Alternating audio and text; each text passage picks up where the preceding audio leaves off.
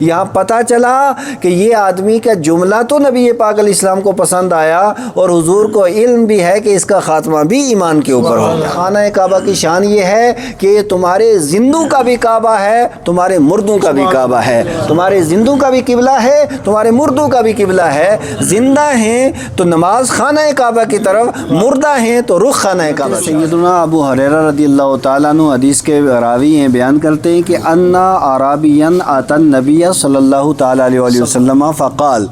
کہ ایک دیہات کا رہنے والا ایک دیہاتی شخص تھا اور وہ نبی پاک علیہ الصلوۃ والسلام کی بارگاہ اقدس کے اندر آ کر کے حاضر ہوا، اور حاضر ہونے کے بعد عرض کرنے لگا، یا رسول اللہ صلی اللہ علیہ وسلم دلنی علی عمل اذا عملتہ دخلت الجنہ، کہ آپ مجھے ایسا عمل بتائیے، ایسا کام بتائیے کہ وہ عمل اور وہ کام میں کر لوں تو جنت کے اندر داخل ہو جاؤں اور جنت کے اندر چلے جاؤں، یعنی جنت کی طرف رہنمائی ہماری کیجئے کہ کون سا ایسا عمل ہے مجھے جو لے کر کے جنت کے اندر جانے والا ہے۔ تو نبی اکرم نور مجسم سید عالم صلی اللہ تعالی علیہ وآلہ وسلم نے ارشاد فرمایا کہ تعبد اللہ لا تشرک بہ شیئا، کہ پہلا عمل یہ ہے کہ اللہ کی تو عبادت کرے اور اللہ کے ساتھ کسی کو شریک نہ ٹھہرائے، نہ اس کی ذات میں، نہ اس کی صفات میں، نہ اس کے افعال کے اندر کسی کو شریک نہ ٹھہرائے۔ پہلا عمل یہ ہے کہ اللہ کی عبادت کرنا، وَتُقِيمُ الصَّلَاةَ صلاۃ المکتوبہ، اور دوسرا عمل یہ ہے کہ جو فرض نمازیں ہیں ان کو ادا کرے، اور تیسرا عمل وَتُؤْتِ الزَّكَاةَ الْمَفْرُوضَةَ، اور جو زکوٰۃ فرض ہے وہ زکوٰۃ ادا کرے۔ اور فرض زکوٰۃ کیا ہے؟ آج کے زمانے میں 70,530 روپیہ جس کے پاس ہو، یا جس کے پاس 1 تولہ سونا ہو اور ایک انگوٹھی ساتھ میں چاندی کی ہو، یا 1 تولہ سونا ہو اور 200-400 روپیہ 100 روپیہ اس کے پاس ہو، تو وہ صاحب نصاب ہے، اس پر زکوٰۃ فرض ہے، یعنی وہ 2.5% اپنا پورا جتنا بھی مال اس کا ہوگا تو اس سے 2.5% اسے اللہ کی راہ میں یا مدارس اسلامیہ میں دینا اس پہ فرض ہے۔ اور اللہ کے پیارے محبوب صلی اللہ علیہ وسلم نے تیسری چوتھی چیز بتائی، وَتَصُومُ رمضان، ماہ رمضان کے روزے رکھنا، یعنی اس آتی نے آ کر کے پوچھا تھا، یا رسول اللہ وہ عمل بتائیے جو مجھے لے کر کے جنت میں جانے والے ہوں، تو 4 عمل نبی پاک علیہ السلام نے جو ہے اس کو بتائے۔ ایک تو اللہ کی عبادت کرنا، نماز پڑھنا، زکوٰۃ دینا، ماہ رمضان کے روزے رکھنا۔ یہ چاروں باتیں جب اس نے سنی تو قال، وہ پکار اٹھا، والذی نفسی بیدہ لا ازید علی ھذا ولا انقص منہ، کہ اس ذات کی قسم جس کے قبضہ قدرت میں میری جان ہے، نہ میں اس سے زیادہ کروں گا نہ اس سے کم کروں گا، یعنی جتنا نبی پاک علیہ الصلوۃ والسلام نے بتایا۔ اور یہ بات یاد رکھیں کہ اسلام جتنا نبی پاک علیہ الصلوۃ والسلام نے بتا دیا ہے اسی پر عمل کرنے میں کامیابی ہے۔ نمازیں 5 ہیں، کوئی آدمی اگر 7 پڑھنا چاہے اور سوچے کہ نہیں زیادہ ہی تو ہیں، زیادہ ثواب ملے گا، ماہ رمضان کا 1 مہینے کا روز، کوئی آدمی کہے نہیں 2-3 مہینے روزے رکھوں گا فرض سمجھ کر کے، اور رمضان اسی طریقے سے حج فرض زندگی میں ایک ہے، آدمی فرض سمجھ کر کے اگر 5-7 حج کرنا شروع کرے تو یہ اپنی طرف سے زیادتی ہے۔ تو آپ کی طرف سے نہ کمی کی جا سکتی ہے اور نہ اپنی طرف سے زیادتی کی جا سکتی ہے۔ مصطفیٰ کریم علیہ الصلوۃ والسلام نے کی بارگاہ میں اس صحابی رسول نے عرض کیا، تو جب یہ عرض کیا نا تو یہ جملہ نبی پاک علیہ السلام کو اتنا پسند آیا، فلما ولا قال النبی صلی اللہ علیہ وسلم، جب وہ واپس جانے لگا تو نبی پاک علیہ الصلوۃ والسلام نے ارشاد فرمایا کہ جو آدمی چاہتا ہے ان ینظر الی رجل من اہل الجنہ فلینظر الی ھذا، کہ کوئی آدمی اگر جنتی مرد کی زیارت کرنا چاہے تو اس بندے کو دیکھ لے،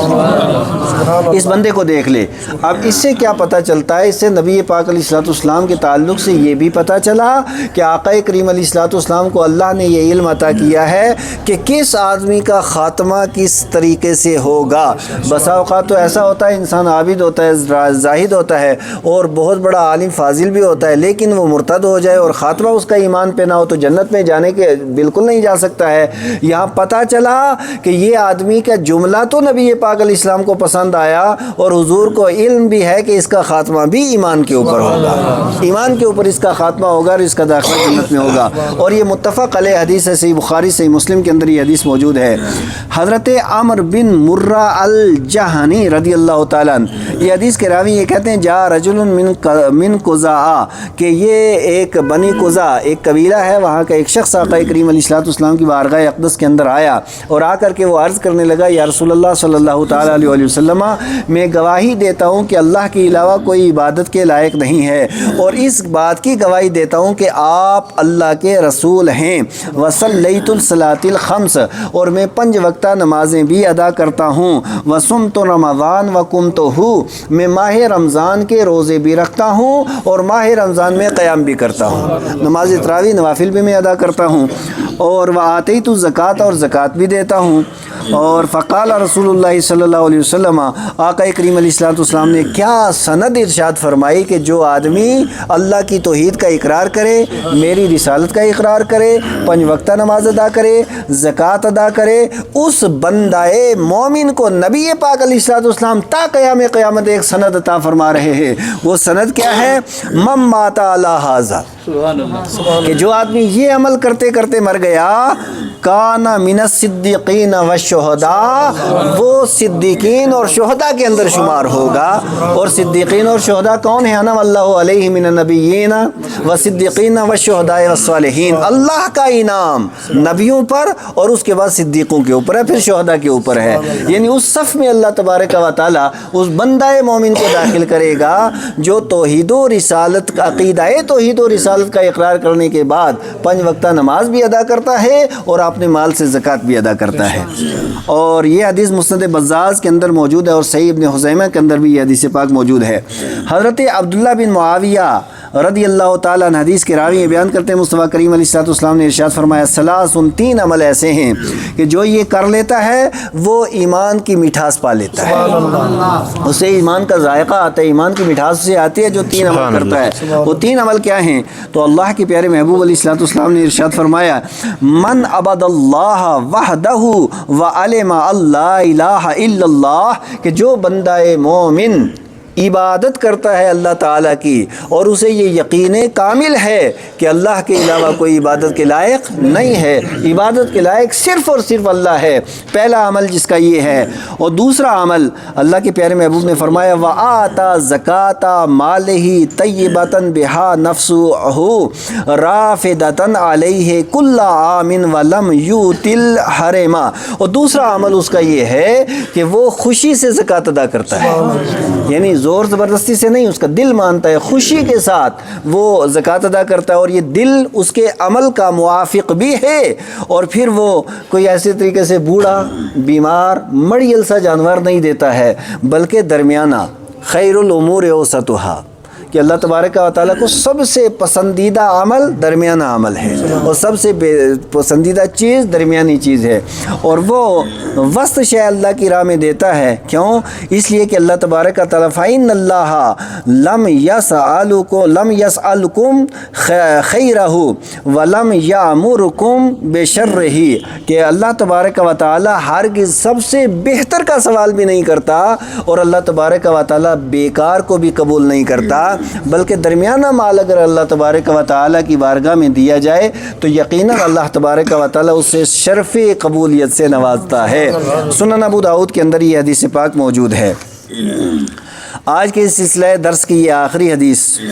اس سے پہلے یہ ایک لفظ کہ حضرت جریر بن عبداللہ بجلی رضی اللہ تعالیٰ عنہ بیان کرتے ہیں، بآیات رسول اللہ صلی اللہ علیہ وسلم علی اقام الصلاۃ و ایتاء الزکاۃ والنصح لکل مسلم، کہ میں نے نبی پاک علیہ الصلوۃ والسلام کے ہاتھ میں ہاتھ دے کر کے بیعت کی ہے، کس چیز پر؟ کہ میں نماز ہمیشہ قائم کروں گا، زکوٰۃ دوں گا، اور ہر مسلمان کو نصیحت کرتا رہوں گا، ہر مسلمان کو نصیحت کرتا رہوں گا۔ کیا مطلب ہوا؟ یعنی کوئی مسلمان اگر غلط کاری کے اندر ملوث ہو، غلط راستے کے اوپر اگر وہ گامزن ہو تو اسے سیدھے راستے پہ لایا جائے گا، برائی کے اندر ملوث ہو تو اسے برائی سے اچھائی کی طرف بلایا جائے گا، اور اگر اچھائی کے اندر ہو تو اسے شاباشی دے کر کے اور اسے تیز کیا جائے گا، نصیحت کی جائے گی مرد مومن کو اور ایک مسلمان کو۔ حضرت عبید بن عمیر رضی اللہ تعالیٰ عنہ حدیث کے راوی ہیں، وہ اپنے والد سے روایت کرتے ہیں، مصطفیٰ کریم علیہ الصلوۃ والسلام نے حجۃ الوداع کے موقع پہ ارشاد فرمایا، ان اولیاء اللہ المصلون، بے شک اللہ کے محبوب اور اللہ کے ولی اور خدا کے دوست نماز پڑھنے والے ہیں، نماز پڑھنے والے ہیں۔ اب یہ دیکھیں، ان اولیاء اللہ المصلون، اس کا مطلب کیا ہوا کہ جو نماز نہیں پڑھتا اللہ کی عزت کی قسم ولی نہیں ہو سکتا ہے۔ حدیث شریف ہے کہ بے شک اللہ کے ولی کیا ہیں؟ نماز پڑھنے والے ہیں، نمازی ہیں۔ اور آگے ارشاد فرمایا، جو بندہ مومن 5 وقتہ نماز ادا کرتا ہے جو اللہ تبارک و تعالی نے فرض کی ہیں، اور ماہ رمضان کے روزے رکھتا ہے اور اپنے آپ کو پھر روکے بھی رکھتا ہے، اور زکوٰۃ دیتا ہے حساب کر کے اور خوشی سے، وَيَجْتَنِبُ الْكَبَائِرَ، اور پھر کبیرہ گناہوں سے بچتا ہے جن سے اللہ تعالی نے منع فرمایا ہے۔ فَقَالَ رَجُلٌ مِّنْ أَصْحَابِهِ، ایک شخص نے آقا کریم علیہ السلام کی بارگاہ اقدس کے اندر یہ سوال کیا، یا رسول اللہ وہ کبیرہ گناہ کون سے ہیں جن سے بچنا ضروری ہے؟ تو آقا کریم علیہ الصلوۃ والسلام نے ارشاد فرمایا کہ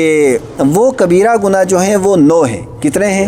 ایک دن میں نے 7 بتائے تھے، اور اس حدیث پاک میں 9 ہیں۔ ان میں سے سب سے پہلا ہے شرک کرنا، اور دوسرا ہے کسی بھی مومن کو بغیر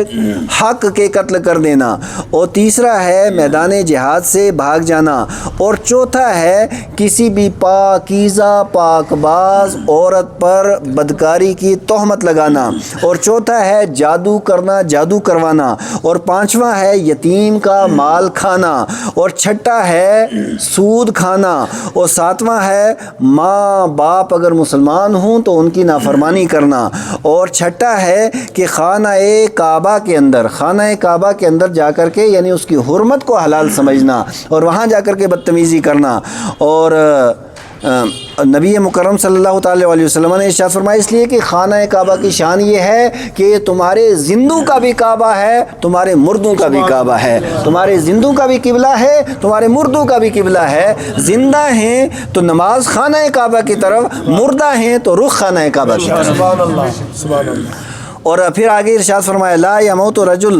کہ کوئی بھی آدمی نہیں مرتا، لم یعمل ہؤلاء الکبائر، کہ جس نے یہ گناہ نہ کیے ہوں،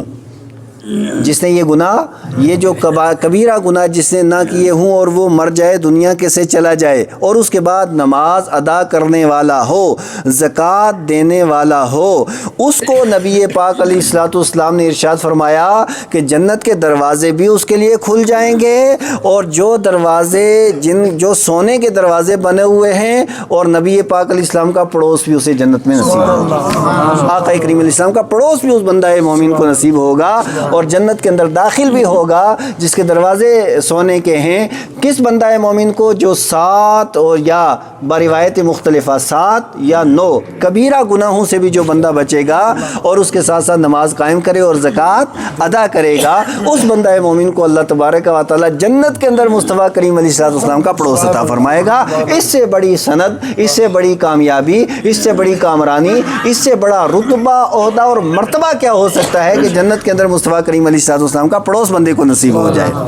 اللہ تبارک و تعالی ہم سب کو بھی انہوں میں سے کر دے۔ حضرت امام طبرانی نے المعجم الکبیر کے اندر اس حدیث پاک کو روایت کیا ہے۔ اللهم صل وسلم على سيدنا حبيبنا شفينا مولانا مولانا محمد وبارك وسلم صلاة والسلام عليك يا سيدي يا رسول الله